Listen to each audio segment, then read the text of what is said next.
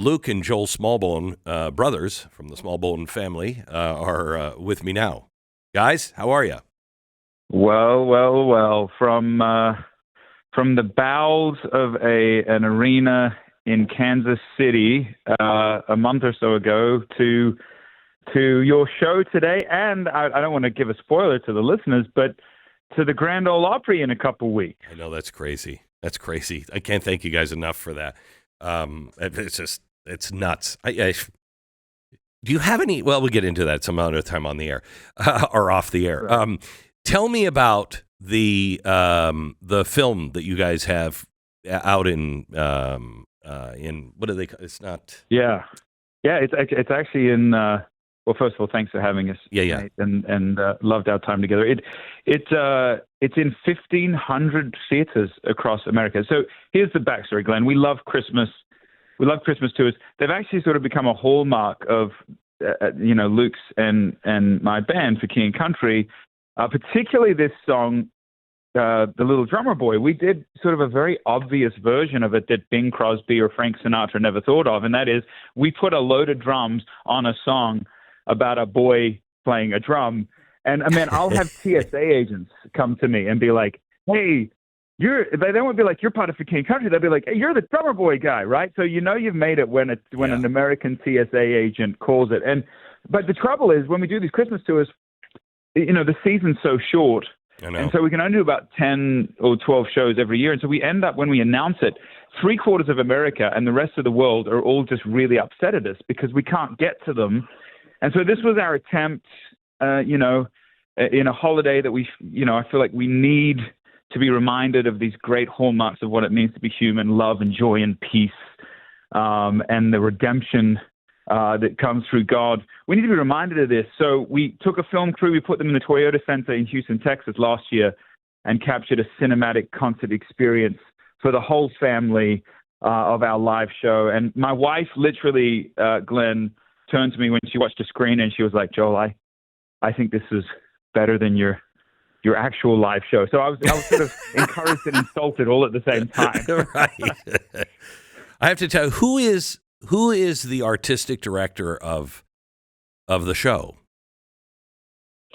Well, we all do it together, Glenn. This is Luke here. I mean, look, that's one of the privileges of being able to do work. Joel and I are brothers from the same mother, from the same father. Mm-hmm. And one of the privileges of working together is actually being able to, create these things together. Our brother Daniel is actually the show designer, but we work on this all together. And so, when it comes down to the set lists, the visuals, the technology, we're involved with all of it because we've actually done this since we were very young boys. Our older sister was an artist by the name of Rebecca St. James, and we went out the road with her. And so I think I was like a lighting director at 14 or 15. Joel was we broke a bunch of child labor laws somewhere in there. So you throw this all together and you create these shows, and that's one of the things that I love about what we get to do is we get to do it together. I have to tell you, it was awesome. It's one of the best shows I've seen. I haven't seen the Christmas one yet. I've heard the music, but I haven't seen the actual show. But your music and the staging was. I mean, I sat there with my wife and we were with a bunch of friends, and I said, "This is incredible." And if you aren't a Christian, you'd walk in here and you'd have really not necessarily any idea if you hadn't really listened to the lyrics, but you would feel what you're feeling. And it just is such a great experience. Yeah, that's kind, man. Look, in our interpretation, at least, the idea of being a Christian or being a Jesus follower, it's an invitation, right? And also, it's a pretty enormous claim that we are in touch with the creator of the universe, that we're in touch with the creator of creativity, the creator of art, the creator of the Sistine Chapels, and so on. And yet, so often in the modern context, our art feels like second fiddle to pop culture. And yet, and you know this as a bit of a historian yourself, throughout history, the religious arts have led the way. Yeah. And so, man, we take it so seriously, not for the sake of ego, and at least on our better days, not for the sake of our, self-aggrandizing, but for the sake of people looking at this and going, my goodness, what a great God that they must be in touch with to put on and to be inspired to do these types of things. So have you guys been tempted at all to, in the old days, when you'd go to a Christian concert, they would kind of preach at you and, try to convert. And what I loved about it was all there, but it was not in your face. It wasn't, you weren't overtly saying, hey, come to Christ. And so nobody could possibly be offended. It was just such a great way to present the message and have people go, what makes them different? Have you been tempted to be more obvious? Be more obvious. That's an interesting way of putting it. Look, I'm a big, I try to be a big historian, and St. Francis of Assisi was a guy, was a saint many, many years ago, and he had a quote that, as a young boy, really affected me. And he says, preach the gospel, and if necessary, use words. Uh-huh. And look, I think that statement should poke at a lot of us as Christians, because our lives should be so unbelievably joyful. Our work should be so unbelievably good that sometimes words are required, but I think that most of the time they're not.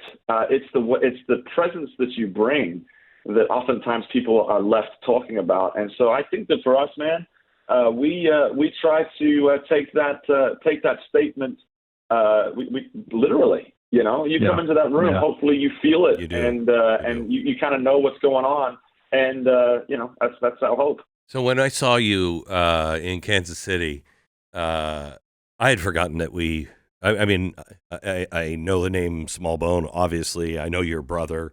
He worked on one of my early book tours. I've seen your movie of your family and everything else.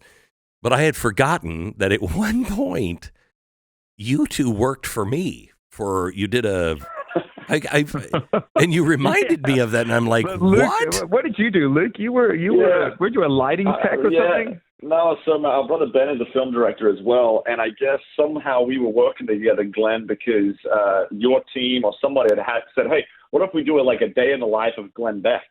And so we started at your house, and we filmed you walking out, and then we filmed you as you went to work that day. But the funny part was, I was there to be the sound and the audio guy, and before you came out of the door, the lav mic that was meant to go onto you, I dropped and literally broke it. And so the rest of the day, for those of you who are listening, if you see those guys are holding that massive mic above people's heads, to kind of get good audio, usually that's the backup mic. Well, that day I made a mistake, broken the mic, and so I'm having to chase, Glenn around all day with this massive mic because I had broken the lav mic. So yes, we worked together many, many years ago. And it's kind of a small world and a crazy story. A crazy story to look at where you are now. You're massive worldwide. Congratulations. Thanks, man. It's this better than anyone. It's a team. It's a team sport, right? This whole idea of being human was never meant to be an individual, concept. We were meant to do this together. And I think that's what, for King Country represents. That's what these live show represents. It's collaboration. It's compromise. It's creatively putting our minds together. And that's what the Drum Boy Christmas Live, in cinemas really represents. It's we took the same film crew from our movie Unsung Hero that was released. It's basically our parents' story. Luke produced it, and I play our dad in the film, which I dubbed a very expensive therapy session. But we took the same film crew, and we put them in that Toyota Center to capture this. So what I love about this concert film and what we've gotten to do live, but also what we're getting to do cinematically now, is that we're getting to invite people not only in America, but this film's going up to Canada. It's going across to the UK. We're playing a couple shows in the UK at the O2 Indigo Theatre next week. It's going down to Australia. It's going to New Zealand. And so this is the beauty, and you know this with radio, right? We're talking right now, and there's thousands and thousands of people listening to this. It's just this is when art and technology come together. You're able to do something really cool. So we're talking to For King and Country. They're a Drummer Boy Christmas Live will be available in select theaters December 5th. What day is it? Is that today? The 6th. It's yesterday. Now. Wow. It's right now. Yeah, through the 19th. And if you've never seen them, I cannot explain how good they are. They are really, really great. You want to get into the Christmas mood, I can guarantee a good time. How do you get tickets? I think you should be able to go to your local theater, but fathomevents.com has kind of got all of the theaters. I think it uses your zip code and it'll be able to direct you to the place to kind of go see your at your local theater. Yeah. Great. forkingandcountry.com. And you can follow them on Twitter at 4 King and Country. God bless you guys. We'll see you soon. Thank you. See you, buddy. Thanks for having me. I appreciate it. Bye-bye.